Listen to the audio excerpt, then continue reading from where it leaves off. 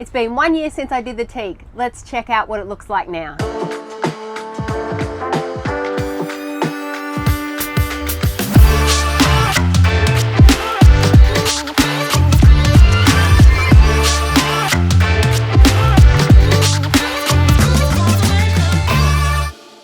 Welcome back to the Rudder. My name's Brooke, this is Pippa, and this is Molly, and we are on board Antoinette. It's been a little over 12 months since I last did this teak. Now, for those of you who follow the channel closely, you'll know that I'm absolutely obsessed with teak, and I love it when you can get that beautiful caramel color. There's nothing better than walking on board a vessel that has really nicely maintained teak. So if you want to check out that video here that I did 12 months ago, I went through the process of cleaning, brightening and restoring your teak using a product called Semco. Now, this is not a paid commercial. We are not endorsing this product, but to be honest, it's held up really well over the last 12 months. So first of all, let's take a look at a fast forwarded process of how I did that.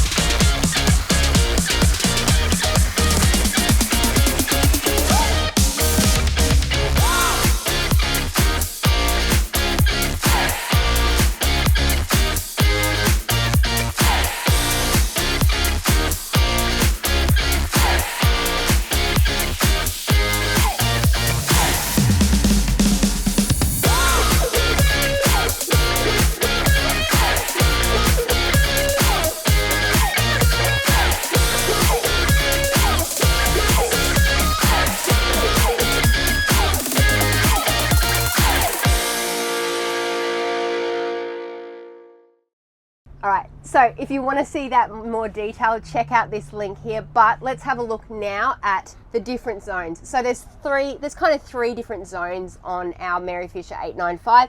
The first one here we've got is the cockpit. Now, this area is usually stored under our covers, so it doesn't get much direct sun. In fact, the only time it is open to the elements is when we are out on the water at anchor. And you can see here it's maintained its beautiful caramel color.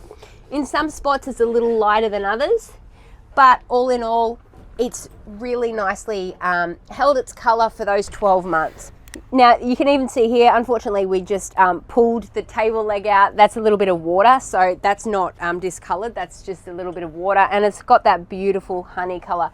So I'm going to take you through the other two zones, but I'm pretty happy. I don't know that this needs more brightening at this point, but I'll show you the other two zones. The first one we're going to go is over to the side. So the gunnel, you can see we've got beautiful teak, but it's often in shade. So when we get rain, it doesn't enable it to dry off as well because it doesn't see as much sun. So, and of course this section here is not under cover either. So let's take a walk down here.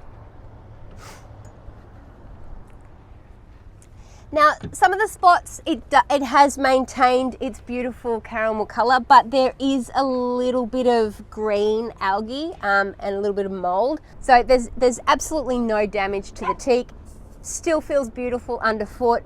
It's just that it's out in the rain and it doesn't get to dry off. So it's lost a little bit of that nice caramel color. So it can definitely use a little bit of a clean. You can see along some of these sides here, but that's not too much effort at all.